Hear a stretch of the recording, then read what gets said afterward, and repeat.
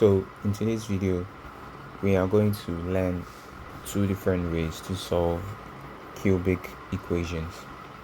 Okay, so the first method we are going to use is the long division method. Then the second method is going to be the factorization method.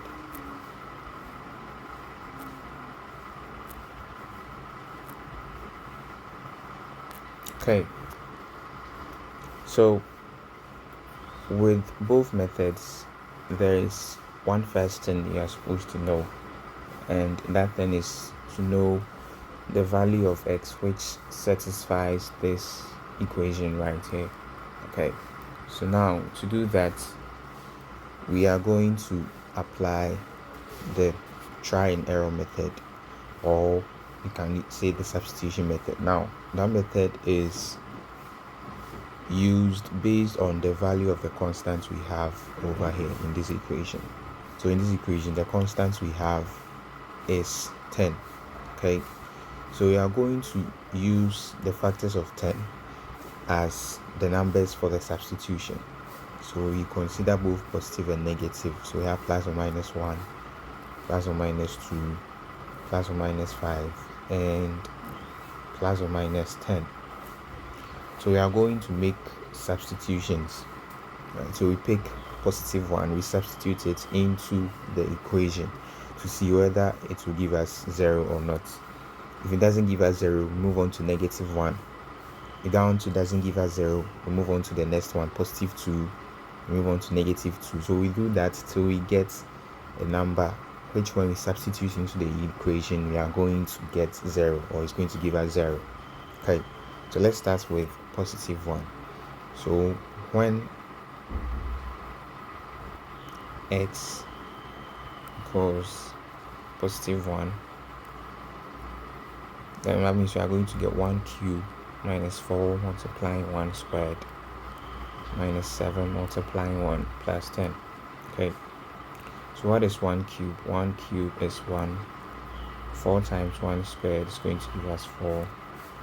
7 times 1 is going to give us 7, then plus 10.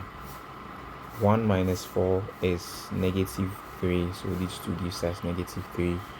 Negative 3 minus 7 gives us negative 10. The negative 10 plus 10 gives us 0. So it means when we substitute 1 into the equation, it gives us 0 on both sides, right?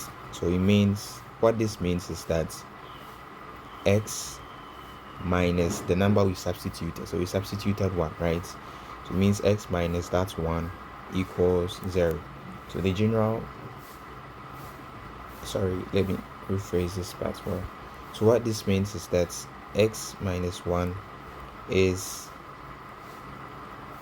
a factor of the equation. Okay, so the general rule is that x minus the number you substituted, which gives you 0. So let's say you substituted the number a. So if a was the number which gave us 0 after substitution, then x minus that a is a factor of whatever equation you are dealing with. Okay, so having known this, we now proceed to the various methods. So for the first method, that is the long division method. Okay, so for the long division method, after knowing the factor that x minus 1 is a factor, what this means is that if we divide the left side of the equation, which is x cubed minus 4x squared minus 7x plus 10, if we divide this by its factor, which is x minus 1, we should get no remainder, right? So we are going to use the long division method to divide this. Now when we divide this by that, we are supposed to get a quadratic quotient. Okay, So quadratic quotient means that the answer we are supposed to get should be of the form ax squared plus bx plus c. Okay, so let's do that. So x minus 1 out, then x squared minus 4x, this is x cubed, minus 4x squared minus 7x plus 10. So just as in my previous video, we did it. Take the first term over here, or the x term over here, and then we compare it to the x term over here as well. So this is power 1, this is power 3. So it is the inside term dividing the outside one. So x cubed, this x cubed, we have this x cubed dividing the x out, so that's going to give us x squared. So that's going to give us x squared. Then we multiply this x squared with the whole of this. Okay, so that is going to give us x squared times x gives us x cubed, then minus x squared times 1 gives us an x squared. So we are subtracting this from the whole of that.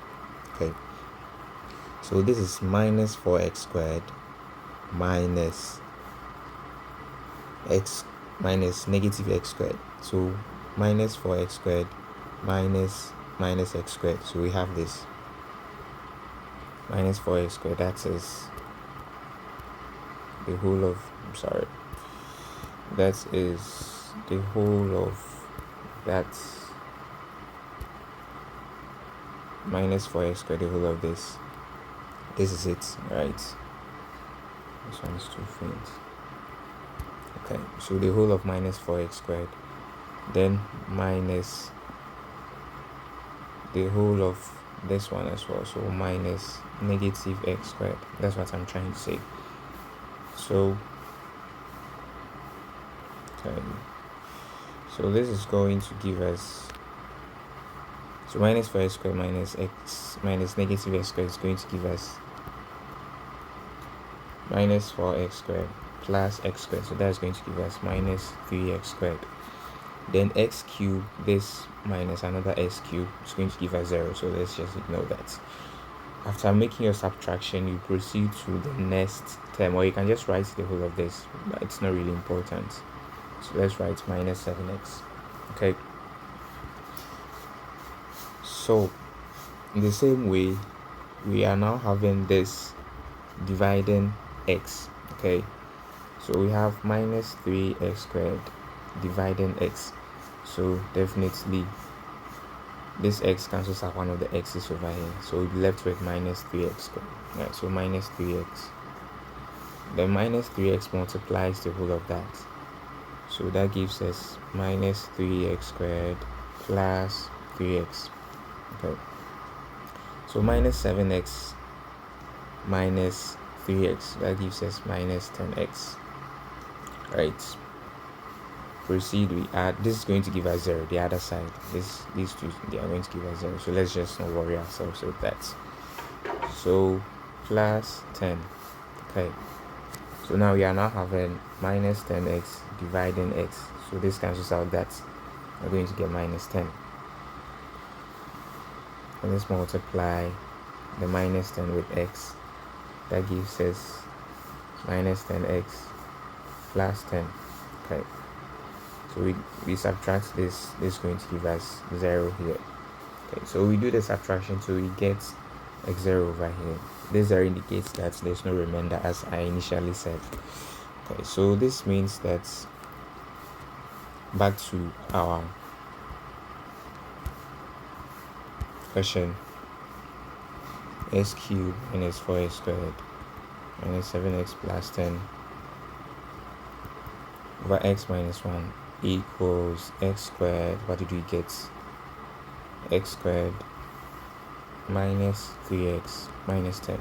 Okay, so we can now write our equation right from the start. This equation can now write it as x minus 1 out or in one bracket. Then the quotient we had also in another bracket, x squared minus 3x minus 10 equals 0. Okay, so this is now our equation, okay, after using the long division method to divide. Now this is already factored out. This has already been factored out. It's left with the quadratic term. Okay, so you can just follow the quadratic procedure of factorization to also factorize this one out. So let's just do that one very quickly. X minus 1. So we just look for two factors of 10, which when we add, we are going to get minus 3, and when we multiply, we are going to get minus 10. Okay, so that is going to be minus 5x plus 2x, okay, equals 0. This gives us that. So we just factor out x from each of these two. So x out, x minus 5 plus 2 out, another x minus 5, okay, equals 0. So this gives us x minus 5 in one bracket, then x plus 2 in another bracket. So we are done with our factorization. We just pick a term in each bracket, we equate it to 0. Okay, so for x minus 1 equals 0, x will be equal to 1, just as we already found out. Okay, then for x minus 5 equals 0, x will be equal to 5. Then for the last one, for x plus 2 equals 0, x will be equal to minus 2. So we can see that therefore x equals negative 2, 1, or 5. So these are our values of x which satisfy this equation.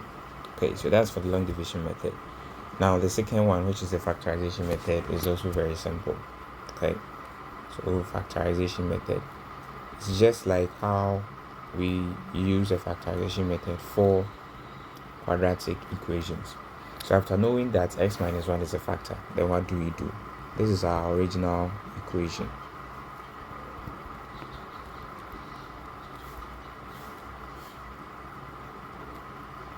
Okay, this is our original equation. So if x minus 1 is a factor, x minus 1 is a factor, right? So what this means is that we are trying to get x minus 1 from this whole side. Okay, trying to get x minus 1 from that. So what this means is that we are trying to factorize x minus 1. Okay, so we write our first term, which is x cubed. Now we want to make it in such a way that after factorizing out, we have an x minus 1 in each bracket. Okay, so this, let me use a different color to illustrate.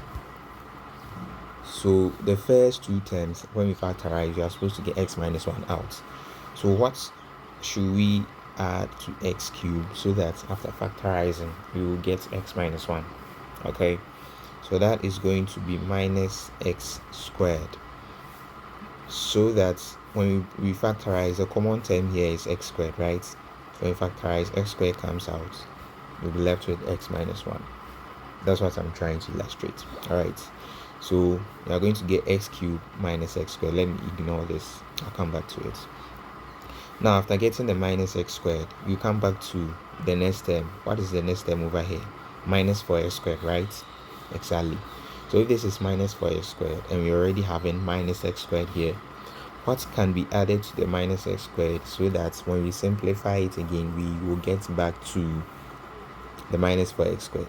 Okay, mind you, these terms we are writing over here, well, after writing it and we simplify it, you are supposed to get back to the original term at the left hand side. Okay, so that means you add negative 3x squared. Let me make it a plus, I know why.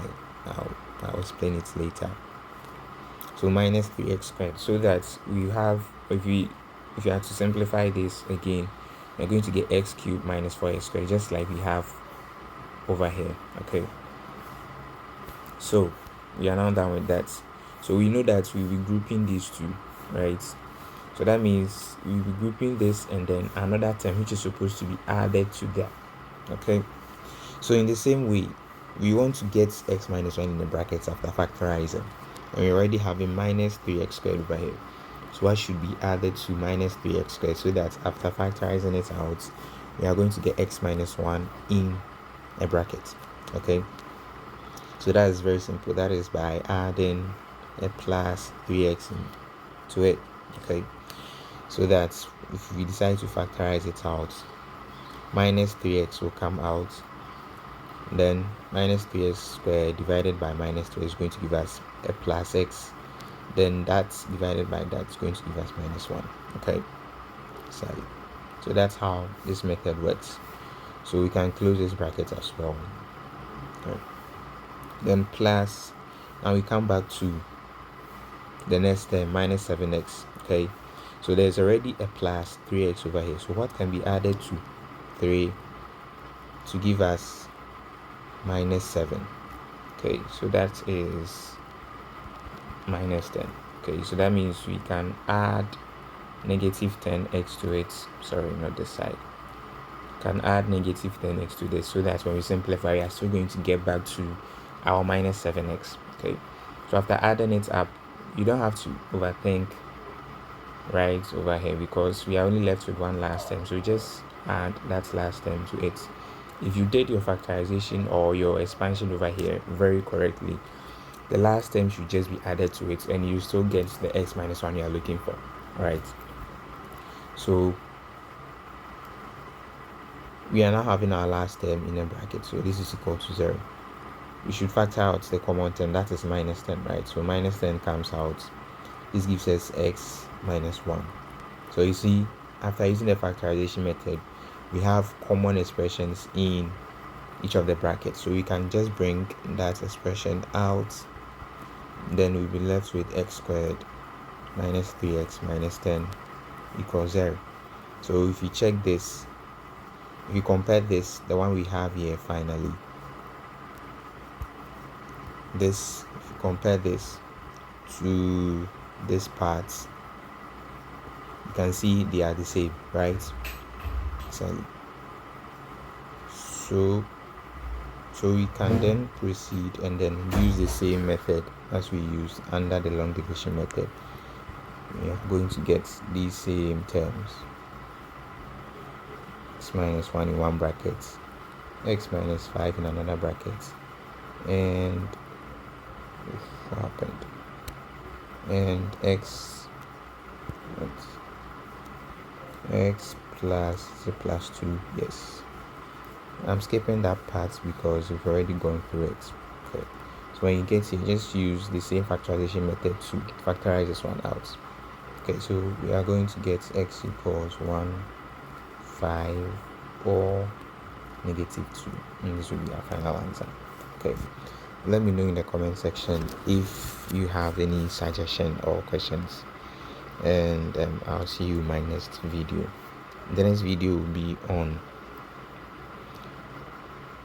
finding or how to solve for partial fractions involving quadratic factors. Okay, so thank you for watching. I'll see you in my next video. Please do well to subscribe for more videos. Okay, thank you, and I'll see you in my next video. Goodbye.